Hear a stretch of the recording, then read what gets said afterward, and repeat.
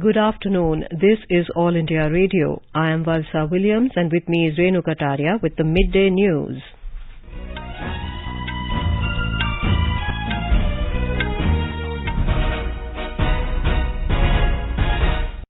The headlines. President Ramnath Kovind reaches Leh on a two-day visit to Ladakh and Jammu and Kashmir to interact with Jawans in Dras tomorrow. Defence Minister Rajnath Singh presides over breakthrough blast of Sela Tunnel in Arunachal Pradesh, lauds Border Roads Organisation for commitment towards country's security and socio-economic development. Finance Minister Nirmala Sitharaman lauds role of G20 in rallying pandemic response and supporting vulnerable countries through debt relief measures. India's COVID vaccination coverage crosses 96 crore 82 lakh mark. Recovery rate reaches 98.07%. Top Jaish-e-Mohammed terrorist killed in an encounter with security forces at Avantipura in Jammu and Kashmir. NIA arrests 9 terror associates following multiple raids in J&K. Indian Army contingent departs for 17th edition of Indo-US Joint Military Exercise to be held from 15th October at Joint Base in Alaska, USA. Mahanavami being celebrated across the country today with religious fervour.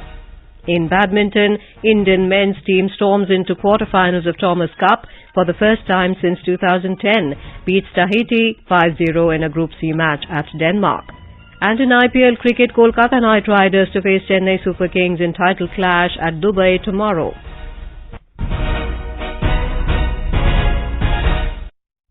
As India is on the verge of vaccinating 100 crore people against COVID-19, All India Radio salutes all the doctors, nurses and others who made this possible. At the same time, we caution our listeners that the battle against COVID is not yet over. We appeal to our listeners to get fully vaccinated at the earliest and also help others get vaccinated. During the festival season, please follow these 3 simple steps. Wear a face mask, maintain 2 gaz ki doori for social distancing, focus on hand and face hygiene. For any COVID-related information and guidance, contact national helpline numbers 011-2397-8046 and 1075. And now the news in detail. President Ramnath Kovind reached on a 2-day visit to Ladakh and Jammu and Kashmir today. On the first day, Mr. Kovind, along with his daughter Swati Kovind, arrived in Leh to offer Sindhu Darshan Puja at Sindhu Ghat and reached Udhampur in the afternoon. Here is a report.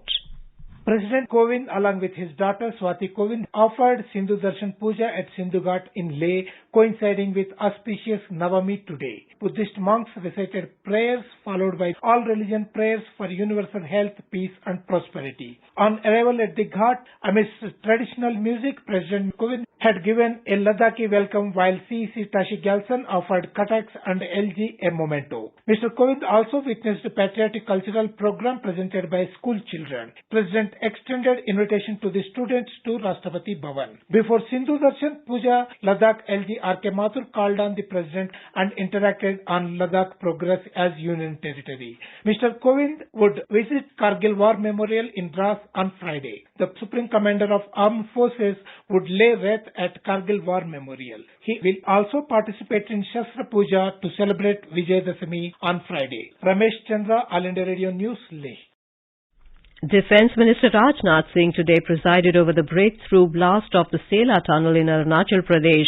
Addressing the event through a video conference, Mr. Singh lauded the Border Roads Organisation for its commitment towards the country's security and socio-economic development. He said the organisation is true to its motto, Shramena Sarvam Sadhyam, that everything is achievable through hard work. Border area के कठिन और संकटग्रस्त इलाकों में जहां आमतौर पर लोग जाने से भी कतराते हैं, वहां पर बीआरओ के जवान सर्दी, गर्मी, बरसात और बर्फबारी को झेलते हुए मिलिट्री और सिविल पर्पज से रोड्स और ब्रिजेस का निर्माण करते हैं। पिछले कुछ सालों में तो बीआरओ ने ऐसी उपलब्धियां हासिल की हैं जो पूरी दुनिया के लिए स्टडी का, अध्ययन का एक विषय बन गई हैं। The minister said the tunnel will work to strengthen the socio-economic condition of the citizens by bringing a big change in the transport facility. He said this will also strengthen national security. Mr. Singh said the Sela tunnel will prove to be the lifeline of entire Arunachal Pradesh, including Tawang, in coming times. The Defence Minister also flagged off a motorcycle expedition of the Border Roads Organisation from the National War Memorial in New Delhi. He said the personnel of the 75 Border Roads Organisation, the Indian Army and General Reserve Engineer Force will be participating in the motorcycle expedition. It will cover about 20,000 kilometres in passing through many states and union territories of the country. Defence Minister Rajnath Singh has said the induction of women in the police, central police, paramilitary and armed forces has been progressive.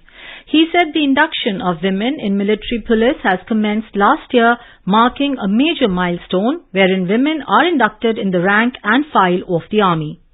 Speaking at the SCO International Webinar on Role of Women in the Armed Forces, Mr. Singh said, from next year, women shall be able to join the National Defence Academy, the country's premier tri-service pre-commissioning training institute.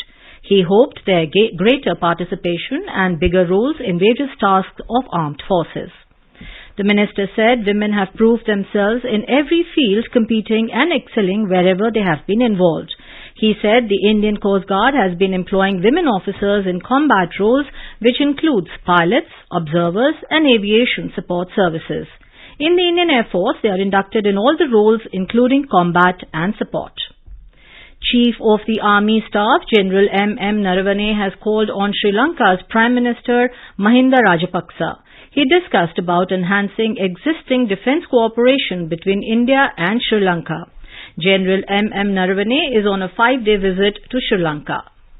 Finance Minister Nirmala Sitharaman has said transitioning from crisis to recovery is one of the major challenges to ensure equitable access to vaccines for all. She suggested that keeping up the support, building resilience, enhancing productivity and structural reforms should be the policy goals. Ms. Sitharaman was speaking at the 4th G20 Finance Ministers and Central Bank Governors meeting yesterday, held in Washington, D.C., on the sidelines of the IMF World Bank annual meetings. Discussions and agreements on various issues concerning global economic recovery, pandemic support to vulnerable countries, global health, climate action, international taxation and financial sector issues marked the meetings. The Finance Minister appreciated the role of G20 in rallying pandemic response and supporting vulnerable countries through debt relief measures. She suggested on focusing efforts on making the benefits reach the intended countries. A total of 96 crore 82 lakh vaccine doses have been administered so far under the nationwide vaccination drive in the country. As many as 18,987 new cases were reported in the last 24 hours. The recovery rate is currently at 98.07%, the highest since March last year.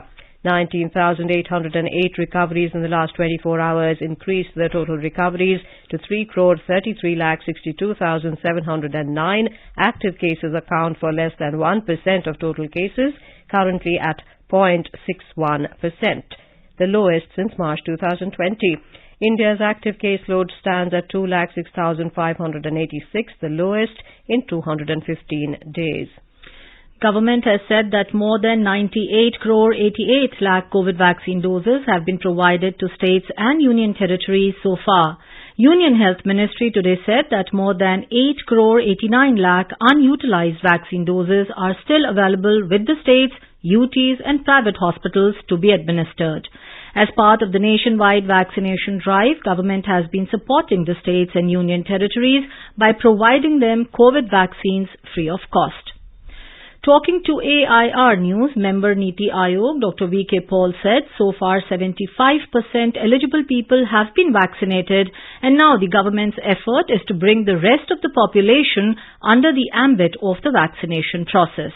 Dr. Paul said during upcoming festivals, people should be very careful and follow COVID protocol so that we can welcome a COVID-free New Year 2022. त्योहारों को अगर हम भीड़ करके मनाएंगे, पंडालों में जाके मनाएंगे, तो ये काम वायरस के स्प्रेड के पॉइंट ऑफ व्यू से बिल्कुल उल्टा है, क्योंकि वायरस को मौका मिलेगा फैलने का। यहाँ देखा है, पहले भी हमने ये भी देखा है कि टीका लगाने के बाद भी कोरोना के केसेस बढ़ जाते हैं, सिचुएशन खराब हो जाती है। तो इसके बारे में हमें संकल्प लेना चाहिए कि इस बारी के जो त्योहार हैं वो हम पूरे संयम से मनाएंगे। बाहर हम भीड़ में नहीं आएंगे, हमने बाजारों में भीड़ नहीं करनी है, मास्क वाला त्योहार होंगे, पूजा हो, चाहे दशहरा हो या दिवाली हो या ईद हो या क्रिसमस हो। अगले 90-100 दिनों में हम अगर ये प्रिकॉशन करते करते हम कोरोना की किसी भी आउटब्रेक को ना होने दें 1 जनवरी तक, और साथ में वैक्सीनेशन का काम पूरा हो जाए, तो एक नई सुबह होगी 2022 की जनवरी में। Chairman of the COVID-19 Working Group of National Technical Advisory Group on Immunization, Dr. N.K. Arora said that India has the capacity to vaccinate more than 2 crore people in a day. हमारी क्षमता इतनी है कि एक दिन में हम 2 से 2.5 करोड़ टीके लगा सकते हैं, और इसका WHO में इसको मेंशन किया गया कि भारत दुनिया का एक ही देश है जहां पर एक दिन में 2% पॉपुलेशन, 2.5 करोड़ पॉपुलेशन जो है करीब करीब 2% है, एक ही दिन में टीका दिया जाता है। ये हमारी क्षमता को प्रदर्शित करता है। ये कोई ओवरनाइट का काम नहीं है, ये पिछले कई सालों से जो काम चल रहा था, लेकिन इस टीकाकरण की तैयारी पिछले साल जून जुलाई से ही शुरू कर दी गई थी और आज हम यहाँ पर पहुंच सके हैं। The World Health Organization has announced the establishment of a scientific advisory group to identify the origin of COVID-19 and other future outbreaks.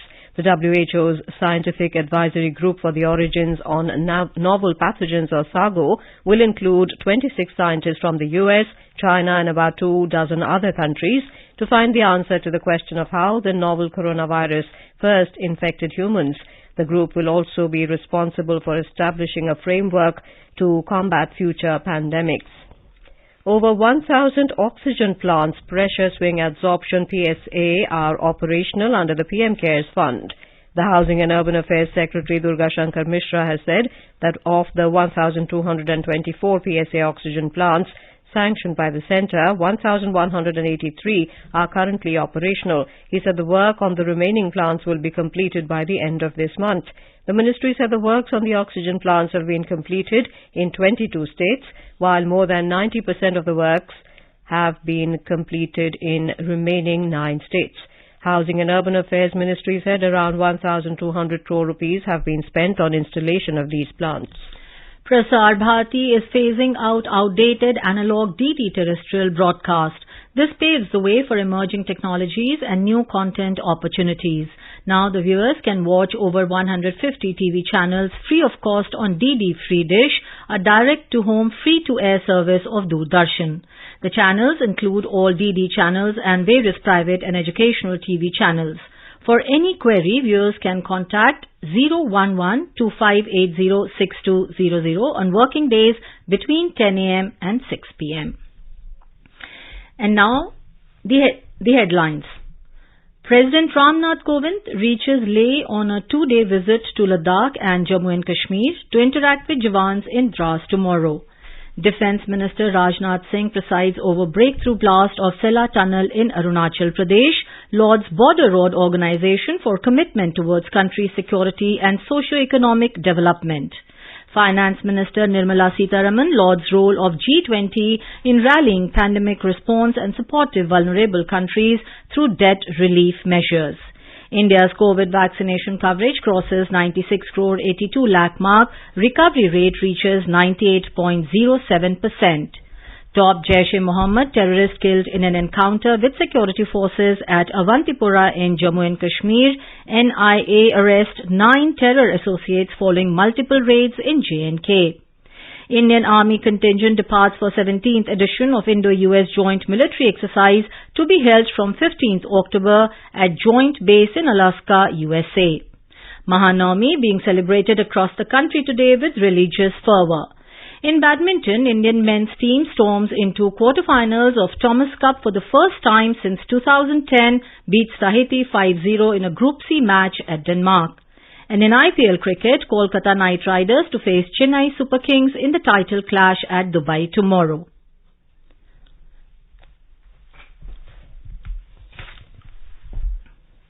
For quick news updates round the clock, follow us on our Twitter handle at AIR News Alerts. चलो मिलकर एक शुरुआत करें, चलो एक फैसला आज करें, मास्क नहीं तो टोकेंगे, कोरोना को रोकेंगे, चलो एक इरादा करते हैं, चलो कुछ वादा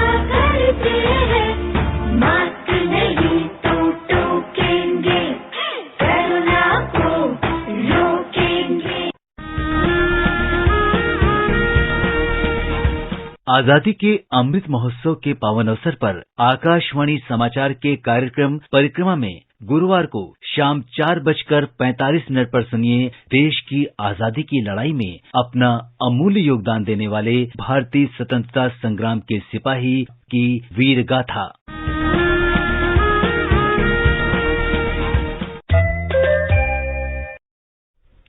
Welcome back to the Midday News. Top Jaish-e-Mohammed terrorist Shams Sofi has been killed in an encounter with security forces in Tral city of Pulwama district in Jammu and Kashmir. Inspector General of Police Vijay Kumar said the encounter broke out yesterday after security forces launched a cordon and search operation following specific inputs about the presence of terrorists at Tilwani Mohalla Wagad in Tral area of Avantipura. The slain terrorist was identified as Shamim Sofi aka Shams Sofi. He was the top local commander of the JEM. The National Investigation Agency NIA has arrested 9 terror associates following searches at multiple locations in Jammu and Kashmir.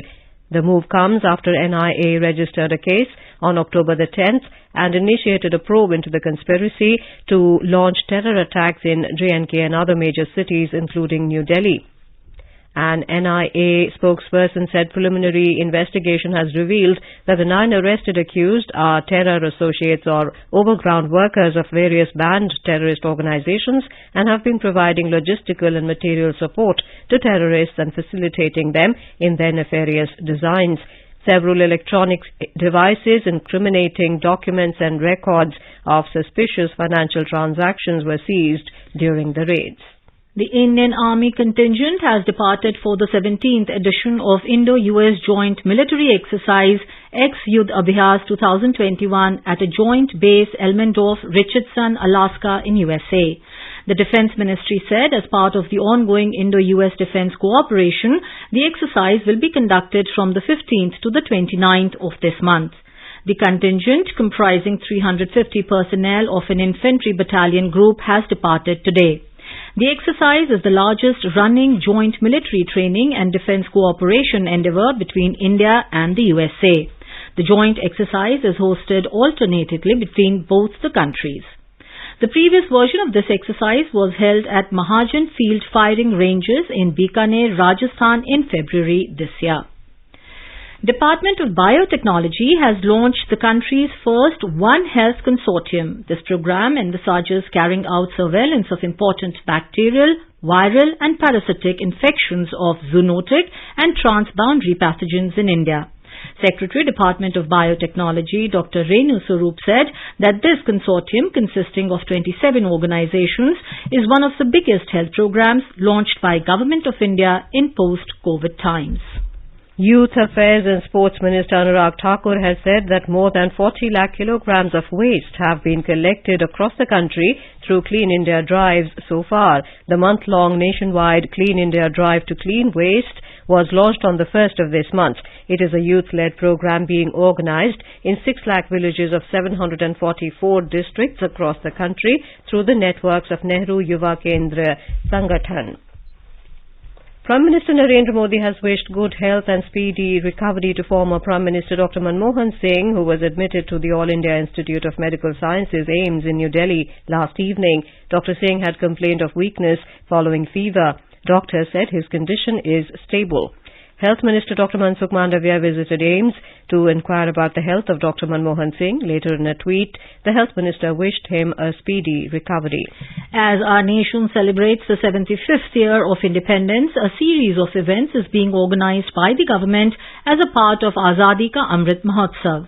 Let's listen to our special program, Azadi Ka Safar, highlighting the importance of the day during the freedom struggle. आजादी का Amrit Mahotsav.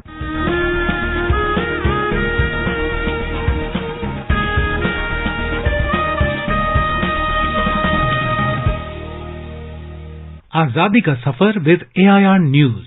India's glorious fight for freedom is one of the greatest struggles the modern world has ever witnessed. AIR News brings you a glimpse of the valiant struggle every day.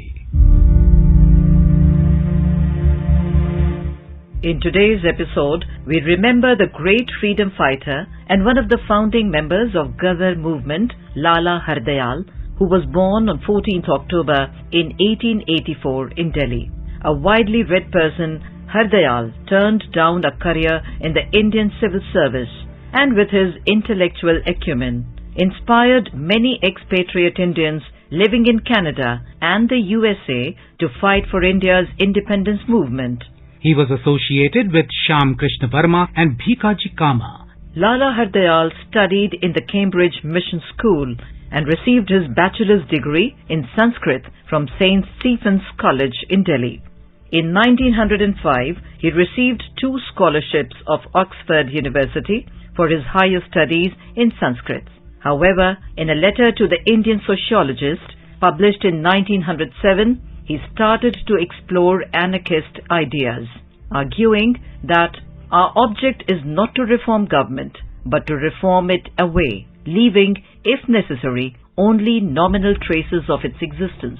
The letter led him to being put under surveillance by the police.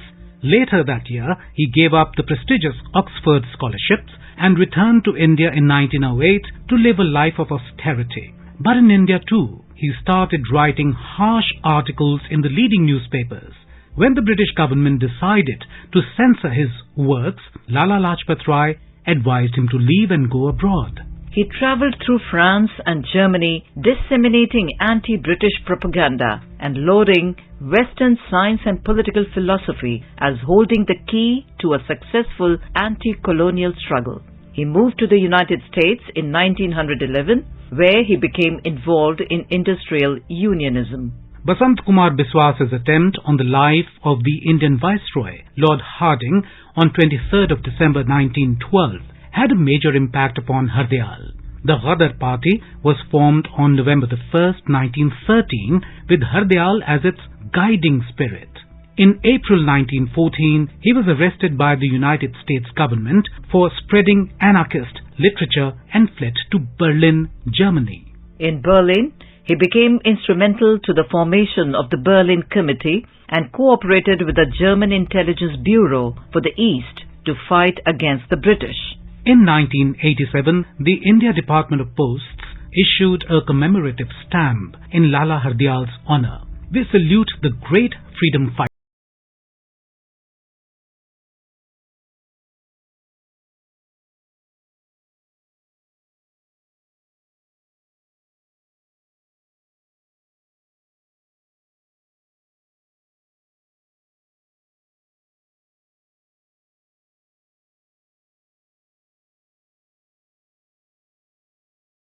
We are also celebrating birth anniversary of freedom fighter and Urdu poet Sayyid Fazlul Hasan, known by his pen name Hasrat Mohani, who coined the independence slogan Inqilab Zindabad in 1921.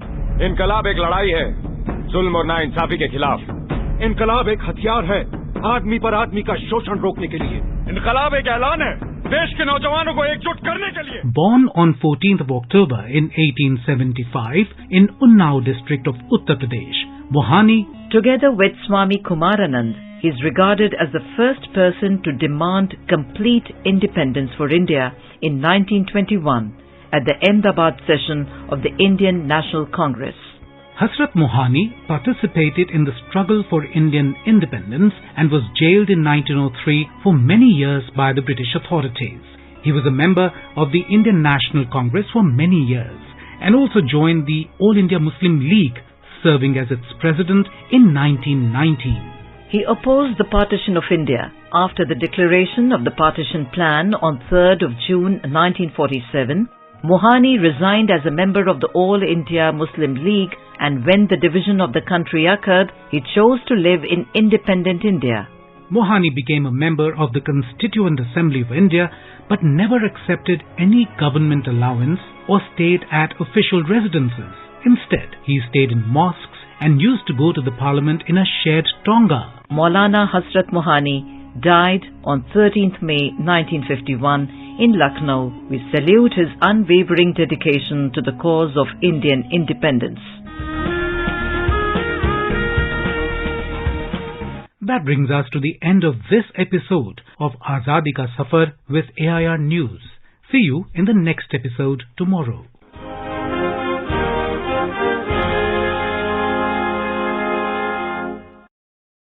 Mahanavami or Durga Navami is being celebrated across the country today with religious fervour.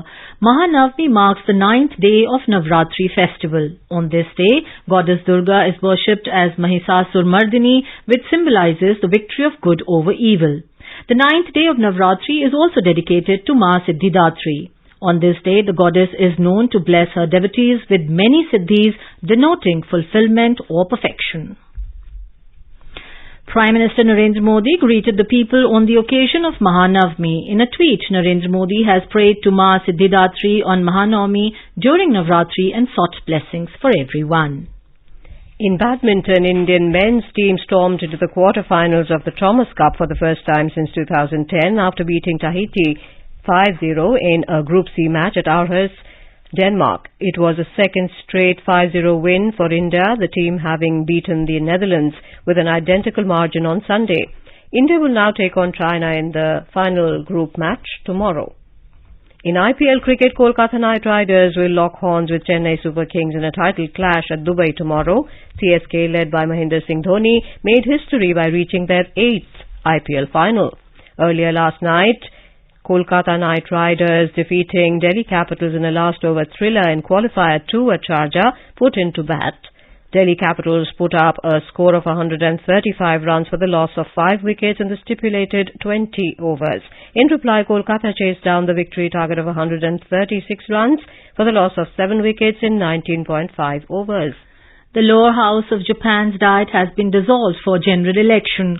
The lower house speaker made the announcement on this afternoon, which triggers a national election. The cabinet will meet later in the day to formally set the election date, which is expected for October 31st.